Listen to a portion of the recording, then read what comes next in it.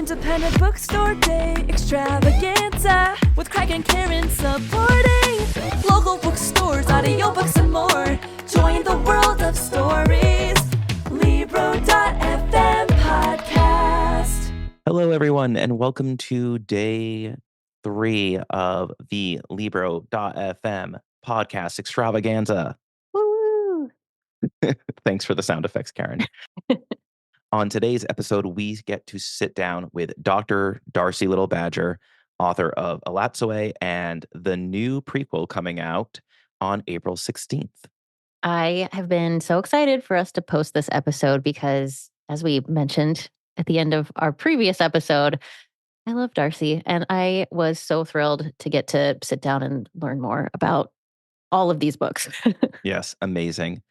We will roll a clip from the new book and just let the interview play as soon as possible, because I'm sure after 4 days of this, or however many days you've been listening to the extravaganza, you might be sick of Karen and I now. So let's let the interview roll. And if you're not sick of us, we'll be here at the end to chit chat about books a little bit. I love it.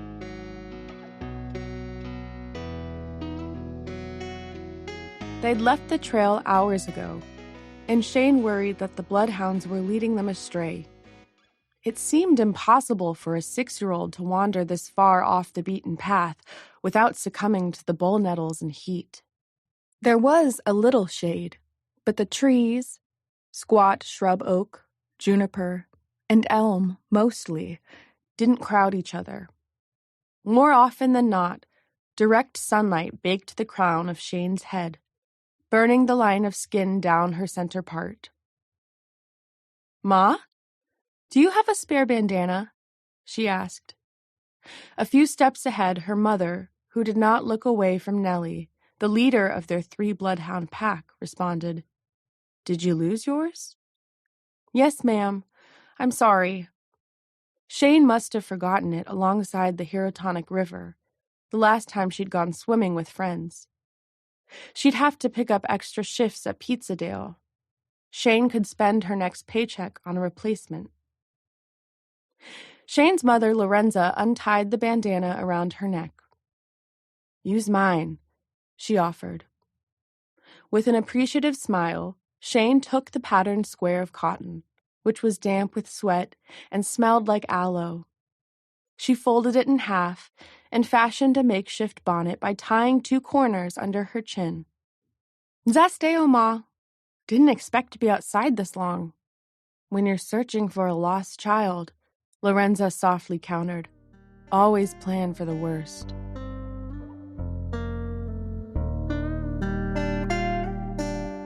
Hello, everyone. We are here at the Winter Institute in Cincinnati, and today we're sitting down with Dr. Darcie Little Badger.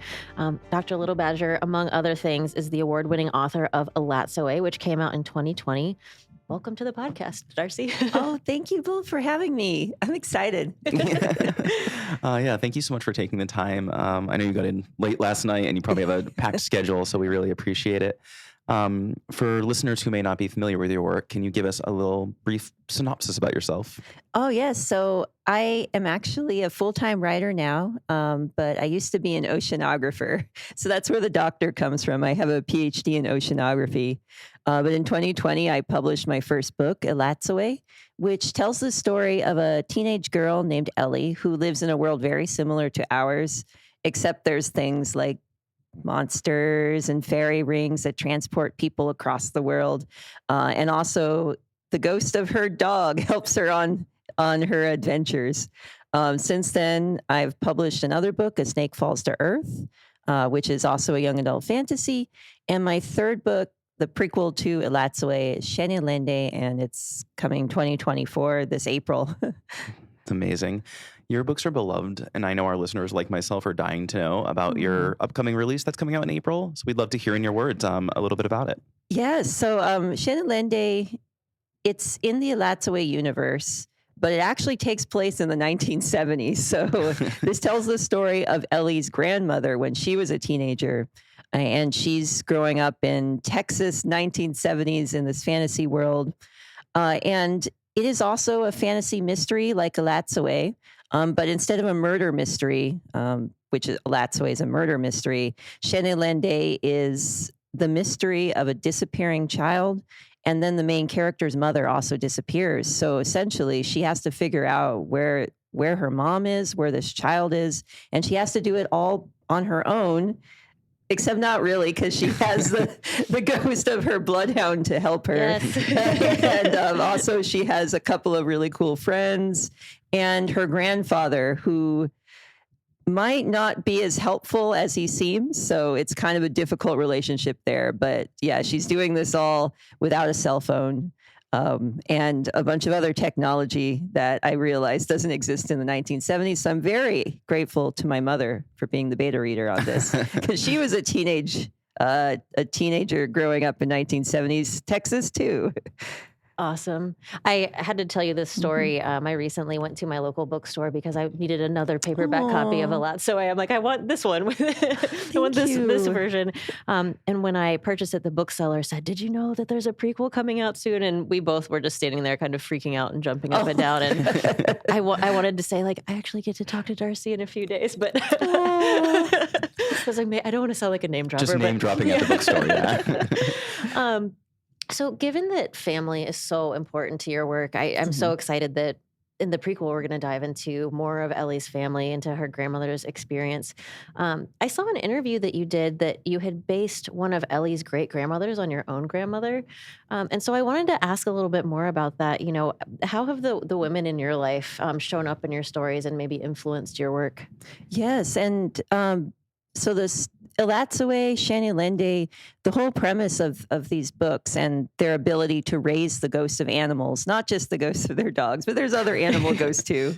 Like in Sheine Lende, we're actually going to see some woolly mammoth ghosts and things like that. But this skill is actually knowledge that Ellie's 6th great-grandmother, or Shaine's 4th great-grandmother, it gets a little bit confusing if I try to keep it straight.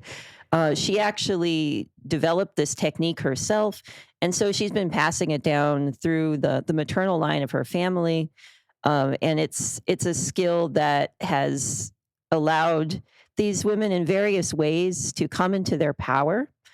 And I was really inspired, honestly, by my own maternal line. First of all, my mother. If I could be half as cool as her someday, like that would be great. But she's the figure in my life who taught me most of what I know about who I am, what my culture is, you know, our stories, our ceremonies, our histories. And then, of course, my grandmother, she's also was just this really strong woman, raised a family and 9 children as a widow, and also she managed to also like pass down this knowledge to us. And then, of course, my great-grandmother was almost this leader figure in our community. And then my great-great-grandma Lorenza. And going back, I just wanted to write a story where the main character is influenced in a similar way. Like some of these folks, like I never met my great-great-grandma Lorenza or my great-grandma Agapita. But I know about them. So like it's almost like I did meet them just because of the stories that my mother and my grandma would tell me. And you can tell just what important figures they were in their life, and they're important figures in my life too. So it's like, I wanted to find a way to just show how the knowledge that is passed down through our families, can make a very real impact on our lives. And I was like, okay, let's do something similar, but this is a fantasy world, so it's going to be the knowledge to raise the ghosts of animals. But also, as you see, there's other lessons that Ellie and Sheine actually are important in their journeys to like solve the murder or find the missing children. And these lessons were also passed down to them in their family. So I was like, I wanted to put this in this fantasy book some way, but also make things a little bit interesting with throwing in magic there too. Yeah. Oh, that's beautiful. Thank you so much. What has your mother's reaction been to the books coming out? I think I saw on like Instagram, you were like, your mom was behind you holding the book or something like that. So she's been so supportive of me. And both of my parents were really, like my father, he passed away before the publication date of Elatsoe, but he was able to hold a finished copy. My publisher, Levine Carito, kind of sent one over quickly. And he and my mom have both, I credit them a lot with me being a writer. Just because when I was a kid, it's what I wanted to do. It was like my big dream. And as you can imagine, like when a parent hears that their child wants to be an artist, like just knowing how difficult that can be, I imagine. Sure. Yeah. I got a little bit of that at first, but then once they realized I was serious, they're like, okay, we're gonna support this child's dreams. Well, you did have the PhD to fall back on. Yes, that's so true. That helps. I was like, okay. It's funny because so many writers, we have our like second jobs just because it's, it can be very difficult to rely on writing for an income. But yeah, I know so many scientists. I was like, we got to make a group of writer scientists. But yeah, so my mom has been, I think she read Sheine Lende and she told me that she started crying, but like in a good way, if that makes sense. Because a lot of these books, they do take inspiration, things that happen to us, and especially the book that takes place when she was a kid.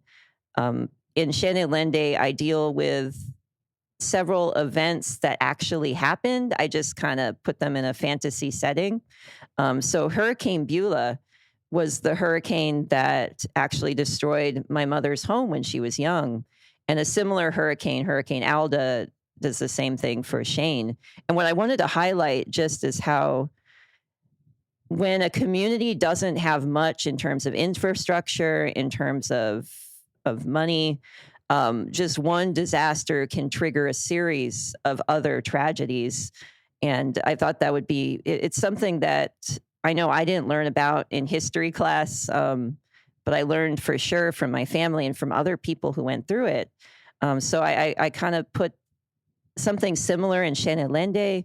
And when she read that, she said it was like seeing what happened to her on the page. But she's been very supportive. And of course, she's my beta reader. So if I get anything wrong, like I know I got some slang, and I think I had them doing like high fives before it was a big thing. Oh, so interesting. So it's been great having her on my side. That's a great research partner. Yeah. Plus, if you can make your mom cry over it, I mean, it's a good sign, right? It's got to be a good chapter. So before we started recording, we were talking about the gorgeous print editions of your books. And as obsessed as we are with the print editions, we also want to talk about the audio editions. So I saw that you got to work with Ken Houston on both of your books, and they feel so perfect for the main character, and it's just a beautiful, beautiful audiobook. And I'm really curious, what was what was your involvement in that process, and what did it look like for you? Sure thing. So people can't see this because this is a podcast, but I'm wearing a T-shirt that says Indian Girls Book Club, and that's actually Kinsale's. Kinsale and a few other people have put up this book club where they are distributing books to communities of Native readers just for free and trying to elevate the voices of Native writers at the same time. So like it's NDN Girls Book Club. That's so cool. Yeah, and you can. They have a big Instagram page. They're on the internet if you want to check it out. But the thing is, so Kinsale is my sibling-in-law, and so cool. I married their sibling. That's Who's a veterinarian anyway. So when I was thinking about potential voices for Elatsoe, Levine Carito, my publisher, actually reached out to me for input. So I do have a input on a lot of things, which I think is great. But I remembered that Kinsale had experience doing plays and other things of that nature, and actually asked, is this a possibility? So they reached out to Kinsale and they were like, yeah. And the rest is history. And I have to say, I am just so grateful because they were in college at the time. Oh, wow. So I was like, please don't say yes if you don't have time for this. I don't want. But yeah, since then they did Snake Falls to Earth. Sheine Lende, and other audiobooks as well. So Wow. yeah, it's become a thing. That's I don't amazing. know where they find the time for everything. That's but- amazing. Yeah. When you were thinking about the audiobook and all that, like, did you ever consider doing it yourself? I mean, there was that option, but then I remembered. So I do like Twitch streaming and stuff. So, but at the time I didn't do that. But my limit for my voice before it gives out is about 3 hours. So that's something I've learned. I was like, this is going to take way longer than that. Yeah. We'll try to keep this episode under 3 Yeah, I'll hours. do 3 hours. No right up promises. there. So I mean, I consider it, but also I wanted a voice that was a little bit younger than mine. It's like, this is a teenager. Actually, I think Kinsale was a teenager at the time. Yeah. So basically they're perfect for this. Yeah. That's amazing. I have gifted Elatsoe to so many people, and my favorite thing is to not tell them anything about it and to not let them read anything about it. And because inevitably, like 3 pages in, I get the text message that's like, "The dog's a ghost." Like, what world is this? This happened a week ago. Yes, this happened with Craig. I had just read this for the first time. I'm like prepping for this to meet you, and I literally sent that text. I was like, "Wait a second! I didn't even know this was fantasy." Like, I went in cold. I had no idea, and loved it. So I just love that moment of surprise. I was like, yes, and just wait, there's more. And so I believe you've described Elatsoe as fantasy mystery, but I think there are also so many other genres that your work encompasses. And I'm just really curious what it was about fantasy and mystery in particular that you were drawn to and decided to use to tell your stories. Yeah. And I realize that the work that I write tends to be kind of these genre mashups.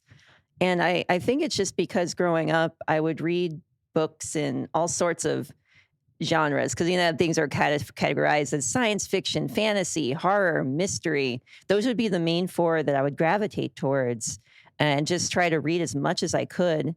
And I appreciate them all so much. I think it's hard for me to choose just one. But yeah, I'm glad that you say that they tend to be more expansive because I'm a little bit worried about Sheine Lende because it's got the fantasy element, it's got the mystery element, but a big element on it is about Sheine and this pain that she's endured and trying to find community and family. So like all these very serious subjects. And I was like, I hope that is okay. But then again, some of the books that I love reading the most do incorporate some very real world grounded elements into the fantasy. I think fantasy is great for that. Honestly, it gives us a tool to work through and to convey a lot of the things that we experience in our lives, but to put them in a world that's just slightly different from ours. So yeah, well, I'll see how people think about that. I can't wait. That sounds amazing. I also, in preparing for this, learned for the first time about the indigenous futurism movement. Oh, yes. And I would love if you could talk a little bit about that because I read a panel, the transcription of a panel you were on, and I was like, this is so cool. So anything you can share, we would be delighted. Yeah, and it's Snake Falls to Earth is definitely what I'd consider my closer to indigenous futurisms. And in some ways, it's like easy to kind of say, oh, science fiction, indigenous futurisms is just like native science fiction or indigenous science fiction, but that's not really what it is. It's more what I like about it is this acknowledgement of the continuity and the connectedness or interconnectedness of our past, our present, and our future. And this kind of comes through in the fiction, but also the art and the music and the other works that are within the indigenous futurism's bubble. So it definitely has that futuristic element to it, but it also has this, that we acknowledge that our past is the reason why we have our future and things like that. So it's a really cool, like if you want to really delve into indigenous futurisms, I know there's like a few neat anthologies that have a bunch of writers in them. I'm trying to think, Walking the Clouds is one of them. I know that an anthology I was in, was that Love After the End, does have a lot of works that I would consider to be very indigenous futurisms. So yeah, it's a really cool artistic movement. And I didn't know that I was creating in this space until I actually read somebody being like, oh, hey, some of Darcie's works are indigenous futures. I was like, wait, what is this? So then I actually researched it. Yeah, I was like, oh yeah, I guess so. Like, it wasn't something I went out intending to do, but probably it's just my background of, I mean, I was raised with stories like on my mother's side of the family that are very traditional stories. And I think they shape the way that I think about storytelling. So potentially that led me towards this. Awesome. Thank you so much for that. Thank you. Our last question before we get into our sillier lightning round questions All right. are, so in addition to writing award-winning novels and having a PhD in oceanography and writing poetry and short stories and creating comics, like, how do you have the time to do all this? And do you have any free time? And if so, what do you do with it? I have too much free time. I'm just kidding. I mean, it's a lot easier now that I'm not working as an oceanographer. I honestly, some of my friends who have full-time jobs on top of writing novels, I am just I don't know how they do it. Like, I'm so impressed by them. But yeah, in my free time, I've been kind of getting back to playing video games.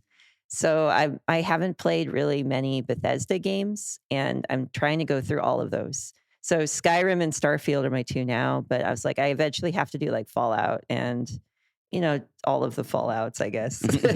But I like reading. I'm not very gym. That's like gym. For the past like year and a couple months, I've been very into weightlifting. So that's like my main hobby, I would say. Lifting weights and playing video games. Nice. I love that. I love the dichotomy of that. Yes. I was like, I almost forgot. How could I?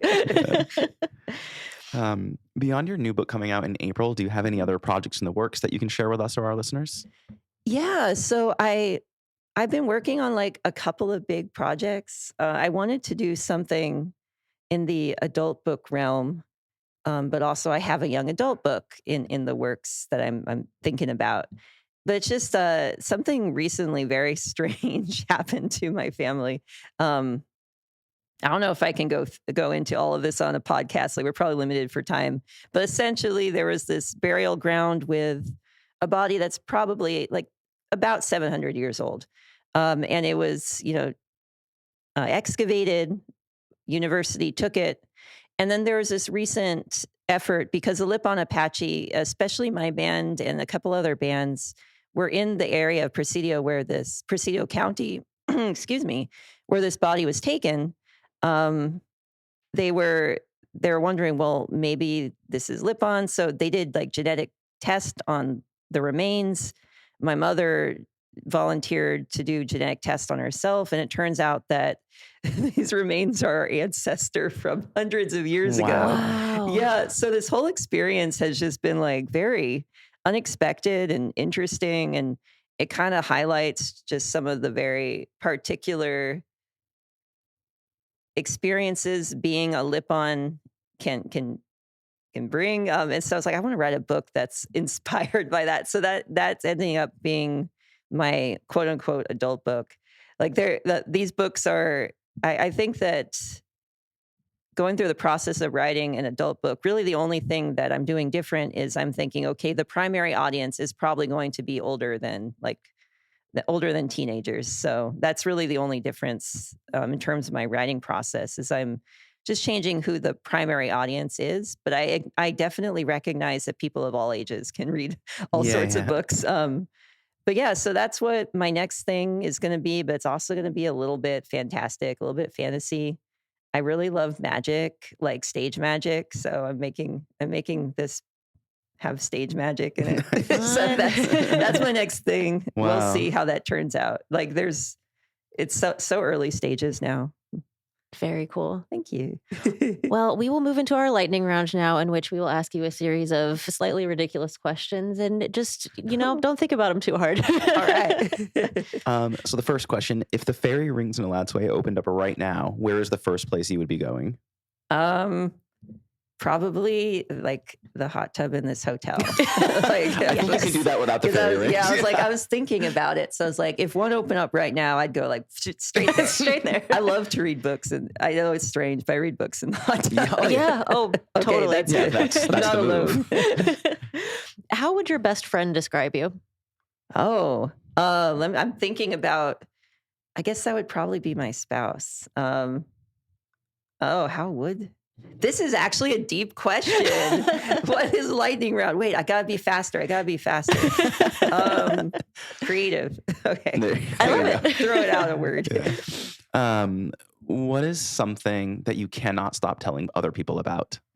Well, I know it was lifting weights until I was asked to kindly stop talking about lifting weights. It's just so much fun, and I love lifting heavy things.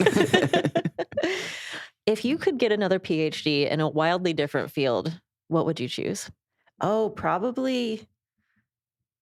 Can you get like a PhD in law? I would be a lawyer if I had to do it all again. Yeah, I'd be a lawyer. What about that like compels you? Like you had that answer very ready. Yeah. So as an undergrad, kind of in the time period when I had to choose, because basically I was rejected from the creative writing program. So I couldn't do creative writing. So I had to choose what would I do. And it was going to be either pre-law because I was so good at it, or oceanography because like I was so fascinated and I loved it. And I chose oceanography. Just, I went with my heart. But my heart was also like, you can do a lot with law to help people, and also I'm pretty good at thinking through things in that way. Like my father-in-law is a lawyer, so I've kind of heard a bit about some cases. I was like, I could have done all right. You should send that creative writing department like a stack of your books. Yes. Oh boy, yeah.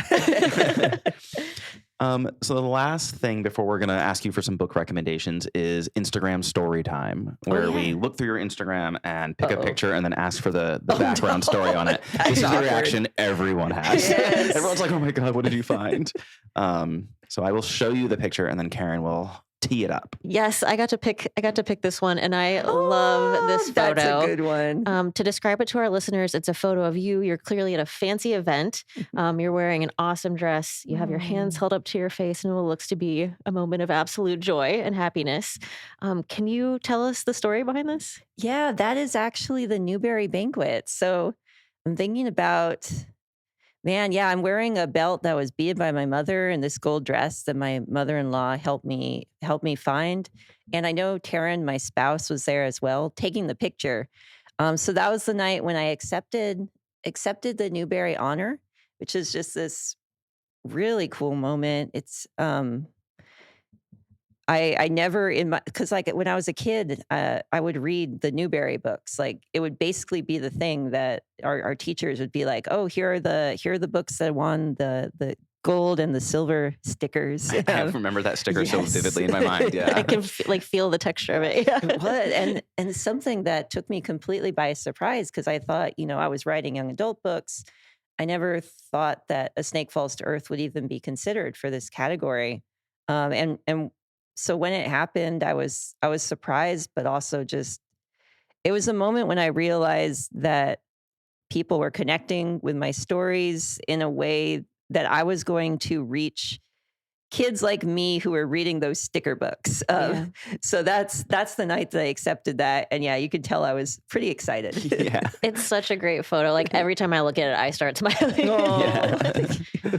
Congratulations, Thank belatedly. you so much. So we end every episode in a self-serving manner where we ask for what are you reading or something that you've read in the past or just lay the recommendations on us. Oh, I forget the name. I literally just started a book by, let's see. Oh, I'm so bad with proper nouns. I think it's something like Sing Unburied Sing, I believe is the title by, is it Jasmine Ward? Okay. I literally just started that right now. Like I'm on the first few pages because I got it for the trip. So it's not a young adult fantasy, but so far I've been very interested in this book. So is it going to the hot tub later? Yeah. Yes. It is. Amazing. Awesome. Well, thank you so much for your time today and Thank all you. of the wonderful things you shared with us. We just really appreciate getting to sit down with you. Oh, thank you so much. It was wonderful to chat with you. Yeah, it was so nice to meet you.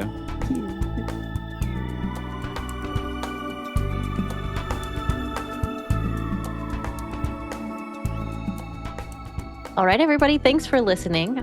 Before we let you go, we thought we would tell you a little bit about what we are currently reading and enjoying, as we always do. So, Craig, what's up? What's up with your reading life right now? What's up? Trying something new there? Yeah. I like it. I like it. I just read and really enjoyed a book by the author Jack Jemick called The Grip of It. It is a haunted house story, and it is told from two perspectives, which, if you've listened to this podcast more than once, you would know I'm a huge fan of. The gist of it is there's this couple, and they live in the city, and they have all sorts of problems. The husband has a gambling problem, and to kind of get away from all their regular haunts and vices, they're going to move out to the They're suburbs. regular haunts. Oh, nice. Nice. I see what Nicely I done. did there by accident, I guess. Totally on purpose. So if you've ever seen any haunted house movie, they get a really good deal on a lovely house. It's so cheap. There must be something wrong with it. Turns out there's totally something wrong with it. A But it is ghost. it's very multi-layered, and it's about, like vices and your inner demons, but also maybe real demons, so on and so on. I really liked it. The way it's written is really interesting and very like the writing sort of like unravels the more they get into the craziness. It's like the writing style actually changes. It's really good. I liked it. That sounds fantastic. Thank you for the recommendation. What are you reading right now? Oh my gosh, I'm reading what everyone is reading and loving right now, which is the brand new book, James by Percival Everett. And holy moly, people are not exaggerating when they talk about how phenomenal this book is. People are not exaggerating when they say it's going to be painful if you can't read it in one sitting because you won't want to put it down. Um, I have not been able to read it in one sitting, and it is killing me every time I have to walk away from it. So I'm very glad that it is Friday today as we're recording, and that is what I plan to do this evening. Um, it is a retelling of the adventures of Huckleberry Finn from the perspective of Jim. And oh my gosh, there are so many unexpected elements of this. The writing is incredible. Go get it right now. Just go get it now. It's been a while since there's been a book that everyone I know that has read this is like, it's amazing, go get it. Like, and this is that. Like, everyone Yeah. at Libro is talking about this book. I went out and bought it at the Booksmith. It's been sitting on my desk. I have not started reading it yet, but I think as soon as I am done recording and editing these podcasts, that is my plan. So Yeah, find a good protected block of time because you're going to want to just like live in this book. I guarantee you. yes, cannot wait. So if either of those books sound good to you, sign up for a membership to Libro if you don't have one using the code Libro.fm podcast. Or dare I say, you could also currently use the code. We have a special redemption code right now. It is SWITCH, SWITCH, if that wasn't clear. And you'll actually get 3 credits for your first month instead of just 1. And this is something we almost never, ever, ever do. This is very special. So perfect time to sign up for a membership. You're really hurting our podcast code conversion rate You here. know what? I care about our listeners more than I care about our glory. So. That's fair. That's fair. All right. Well, you can pick up The Grip of It and James and then whatever else you want with the code SWITCH. And we're not done yet. We have one more episode of the Extravaganza tomorrow. Oh my gosh, one more. I'm going to be sad when it's over, honestly, but I'm so excited for tomorrow's episode. The podcast isn't ending. I know, but we'll be back, Karen. But what about the jingle, Craig? We might need to hit up our jingle writer for a full-time permanent jingle. Yes. So for our last episode of the podcast Extravaganza, we will be talking to author Stephen Rowley, who is the author of the best-selling book, The Guncle, and the follow-up book, The Guncle Abroad. So exciting. I was obsessed with this book, and I finally got to ask about the bidet scene. So We could hang up our podcast hat here. That's it. No, you can't. No, you can't. More editing to do. Yes. So if that sounds interesting to you, tune in tomorrow. Tune in on your radio. Tune in tomorrow and you can enjoy the very last episode of the Extravaganza. But yes, we will be back next month with our regularly scheduled programming. All right, folks, have a good rest of your day. And as always, thanks for listening. Independent Bookstore Day Extravaganza with Craig and Karen supporting local bookstores, audiobooks, and more. Join the world of stories.